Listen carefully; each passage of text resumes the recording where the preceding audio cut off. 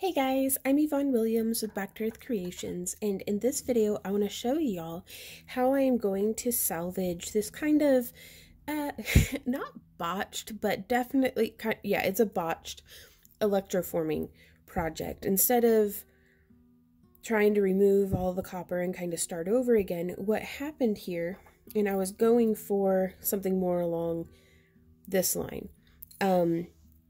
as far as like the copper growth goes. That way, if you've never electroformed before, you can kind of tell that is not what I was going for. What happened here is it is January, and my electroforming station is in kind of like a back closet that doesn't have any heat, and I forgot to turn on the kind of little heat pad that I have.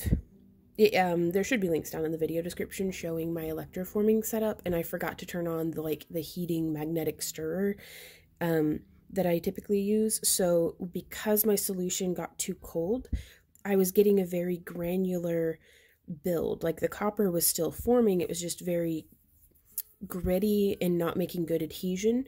And so I went through, and I didn't know this until, after I had built up probably 17 to 18 hours of electroforming. And so whenever I was going through polishing it, I went ahead and just abused the heck out of it with my polishing bits to try to remove all of that loose, gnarly material, because I really like how all of this came out, and I thought this was a great opportunity to kind of get a little creative with it. I've found sometimes my best work, or at least the work I like best, happens whenever I'm trying to salvage something, because this isn't what I planned, but this is what's happening. I know, kitty. And so here I am using 20 gauge antique copper. This stuff is enameled.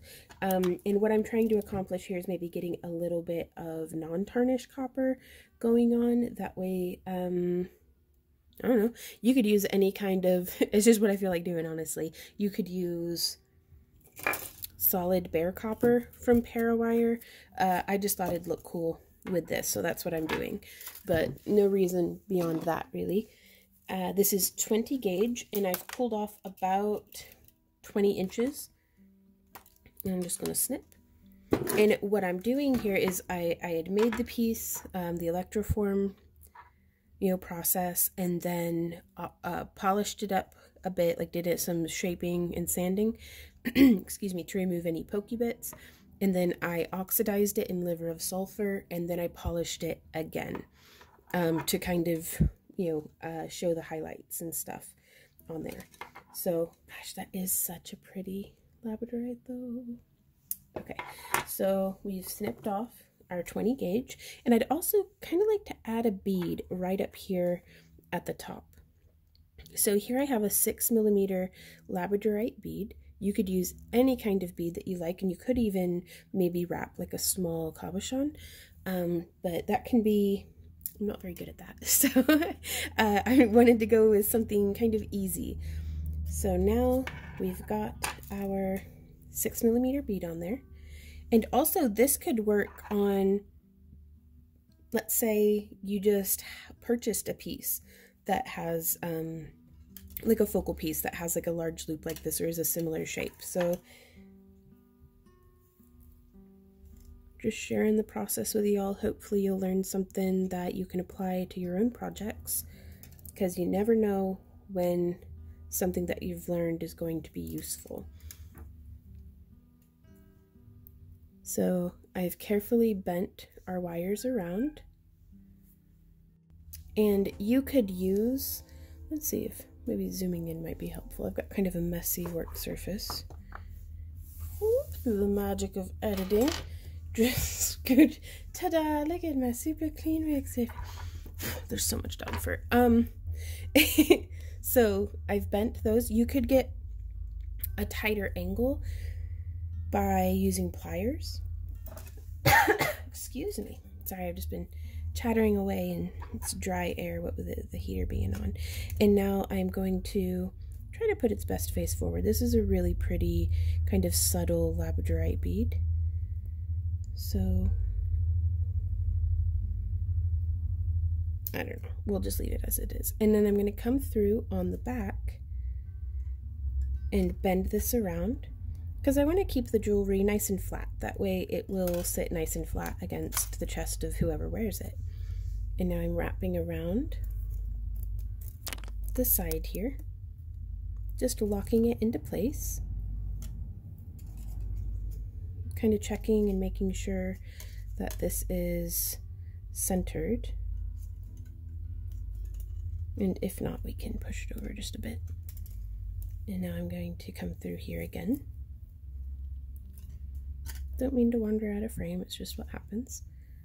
So there we have that. And now from here, I'd like to blend in and make that look like it was just bloop, kind of grew there. I like that it still spins. I love any kind of jewelry that can be a little fiddly. So I'm going to come in here with our wire and just start shaping around, almost like in our simple wire ring tutorial. That way we can, ooh, I actually really like that. And I'm just holding it between my finger and thumb to kind of hold those layers of wire in place because I want to build them outward towards the edges. And so that's 2 rotations around, and I'm going to try a third and see if I like that. And this is going to make what I think is a pretty cute little rosette at the top of our project. And now right here, I'm just going to bring this around and kind of lock it with a wrap. And now I'm going to bring this one around. Do I want to do that on the front or on the back? I'm going to do it on the back because I want the wires to be traveling the same way, like into the same direction. So I'm just going to wrap that around and then lock it. And so that's how that's come out. There's still a little bit of movement, but that'll get taken care of as we move forward. So now we can do a little bit of vining down the frame of this piece. And what I mean by that is just like maybe a morning glory or a pea vine or a pole bean or something, the way that it just kind of, or just wraps around something. Or here in Missouri we have a lot of bindweed, just the way that they can kind of loosely corkscrew around something because it's reaching. So we'll just come around this way. And now here down at the join, which I actually have a separate tutorial at the time of recording. I don't know if it's come out yet or if it's still in our queue for being released, but be sure to sign up for our newsletter because you can get notifications about new tutorials and stuff without having to rely on YouTube. And also be sure to check out our wire wrapping playlists or electroforming playlists because that's where you'll find a lot of our tutorials, is we have everything in a playlist, or at least we're trying to. So I'm not worried so much about symmetry on this piece. So I'm just going to come through and do it the same on both sides to start with, and then I'll let it get wonky and weird later on. But if I were worried about symmetry, doing both sides at the same time, it is a huge boon. It can really help you to be like one step, two step, two step. Or at least it's helpful to me, and still stuff will come out all weird. So I just embrace it and let it be organic, which is a great way of saying it looks like a mess, but it's art. That's what's happening. Oof, I absolutely love that. It just adds so much, I feel like, to the piece and a lot of depth and contrast to the electroforming itself. But now we're going to do, I call it an itsy bitsy spiral. It's just like if you did an itsy bitsy spider, yeah. But you hold the wire between your fingers, and I'm sure I've got a bit of scrap wire I can demonstrate with somewhere on this mess of a table. Come here. Okay. So if you're holding both ends of your wire and you put your fingers together, applying pressure, and then just twist like this, it can give you a really nice little, this one needs squished. So let's find our pliers. And if you just smush it to make it a little bit more two-dimensional, you've got the nice start of a little loop there that you can then continue building a nice loopy organic spiral around. I did not give myself a lot of wire to work with, but that's something that I highly encourage folks to practice with because it can come in really handy. So again, that same hand motion, I'm holding quite firm onto our pendant, quite firm onto the tail of our wrapping wire, and I want to bend towards the inside of the pendant. So I'm actually going to hold like this and then turn, and you can see that got us such a nice little loop. And I'm going to kind of squish it a little bit because he's not as far over as what I wanted him to be. There we are. And I'm going to do the same thing on the other side before I forget how I did it. And now I rotate, let me zoom out a bit so you can see how my hands are. I'm going to be rotating to where it starts with my right finger on top and ends with my left finger on top. I really hope that that's helpful and not just confusing. Ah! Oh, it came out almost symmetrical. Oh, I'm quite pleased with that. Okay, so we've made our little loops, and now I'm going to continue around, and I don't mean for my fingers to get into the way, but it's pretty important to kind of hold that center loop in place as you kind of pinch and then rotate, and you start building your wire around the loop that you've made. And you can open it up a bit and make it a very wide, airy spiral, or you could do it very tight and built on itself and make it, you know, to where the wires are sitting directly next to each other. And I kind of like that for this piece. So now again, I did one thing on one side, so now I'm going to do one thing on the other side. And I'm just, so an example of a looser spiral, you know, honestly, I like both of them, so there's no telling. That's kind of a looser spiral, and I achieve that by holding a little further away and just kind of bending like that. I don't know, which one do I like better? I don't know. So, but, you know, artist's discretion, whichever you prefer. It's your piece. You make it however makes you happy. So, yeah, I'm going to make it a little bit tighter. Squish. And now I'm going to try to vine back up. So I'm going to take this, thread that through there. And you can kind of see how those wires are sitting next to each other like that. I'm just going to bring this around, and this is where I want to start strategically hiding where it got all boogered up. So I'm going to do another itsy bitsy spiral very carefully to try to hide that that happened. And I'm going to do one more rotation right here, and it's going to kind of bulk up. And sometimes doing too much in a spot can actually bring more attention to it than what you intended. But, well, we'll just see how that goes. And to follow along with the curve, I need to exit right here and bring through. Because if I went like this, we're going to get a cross in our wires. And that's fine if that's what you're going for. Like, there is no right or wrong about this, you guys. Like, I cannot emphasize that enough. You do what makes you happy and what you like the look of. And so we're going to come around like that.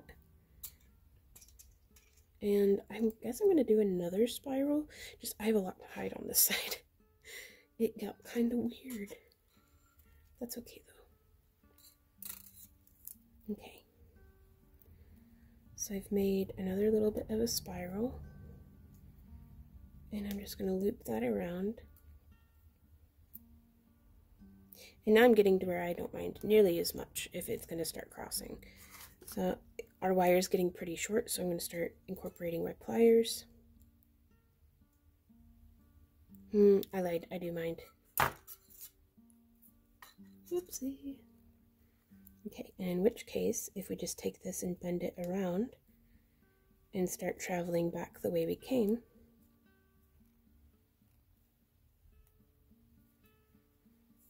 I think that does quite a bit. If you look super close, and oh, it even broke off a little bit. That's the best time is for that to happen now, as opposed to when this piece has gone home to whoever you hopefully bought it, because we do Shameless self-promotion. We do sell the jewelry that we make in our shop on our website, backedwithcreations.com. So, yarp, if y'all are into that. Links are down in the video description below.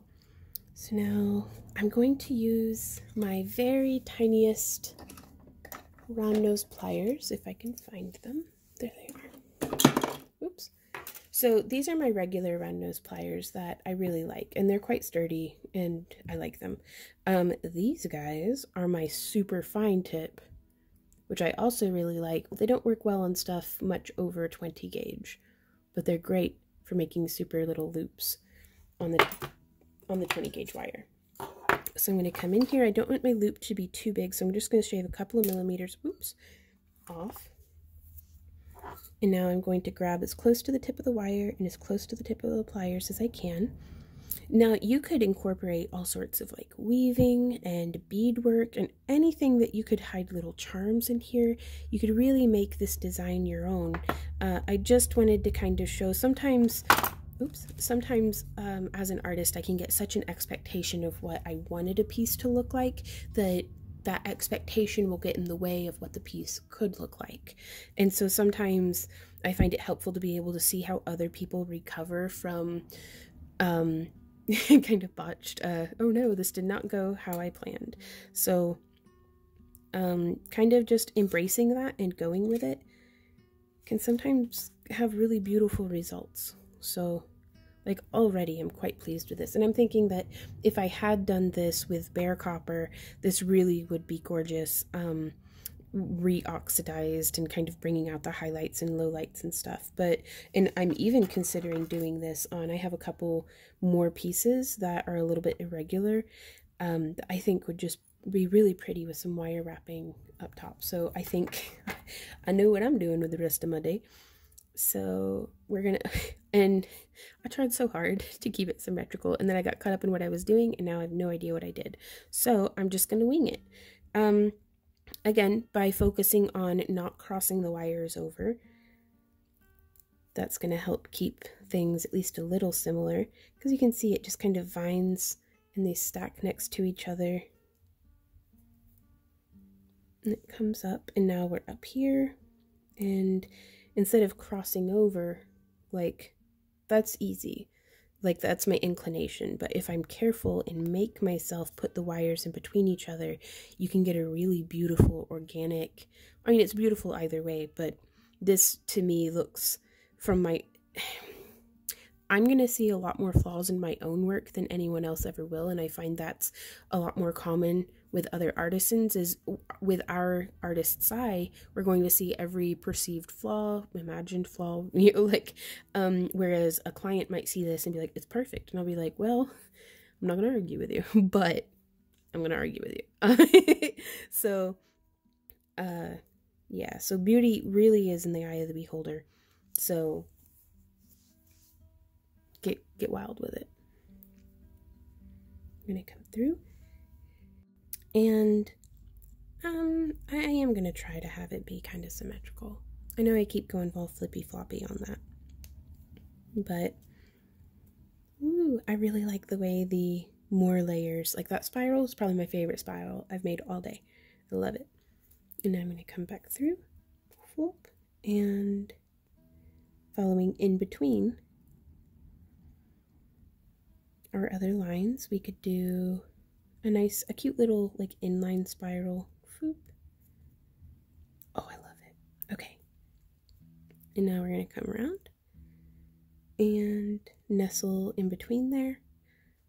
Now I feel like this side is much bulkier than this side.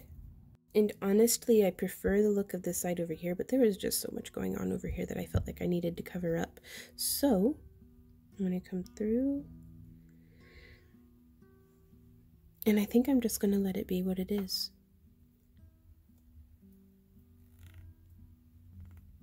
So I'm crossing over on purpose on this side, tightening down significantly. And I'm going to finish her off with a little loop. Yeah, and I want it to be a slightly bigger loop than what I had last time. So again, grabbing as close to the tip of the wire and as close to the tip of the pliers as I can. Oh, I don't know if this is a good idea, because that may have an inclination to like snag on stuff.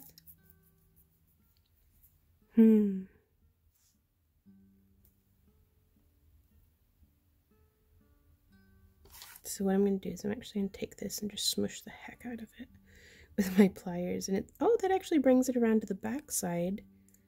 Oh, I like that. Okay. And there we are. Huzzah! Checking for no pokey bits on my skin. Yep, feels pretty good. And you can see no wiggle, like very little wiggling. I don't want to be like no wiggling. It's very minimal, especially compared to what it was. And y'all, I think I like that so much better than my bare naked electroformed pieces. The rings that are on here are for attaching to like chain, but this also is a great opportunity that if you wanted to add like a bail or a little hangy downy dangle or some like shoulder loops for attaching to chain or beaded necklaces. But yeah, so thank you guys so much for joining me in this video. I do hope that it was helpful to you. We're just gonna be looking at some labradorite flash for the next little bit. But yeah, I hope that it was helpful to you. If you have any questions, comments, or ideas, please leave them down below. If you enjoy our free tutorials and would like to support the creation of more of them, please consider joining our Craft Along Club or shopping at our website, backearthcreations.com. There's links to all that stuff down in the video description below. If you follow along with any of our videos and would like to, I'm just going to show you more pictures or more labradorite because I never get tired of looking at pretty stones. Yeah, if you want to share pictures of your work, please tag us on Instagram or share it to our Facebook wall. Again, links are down below.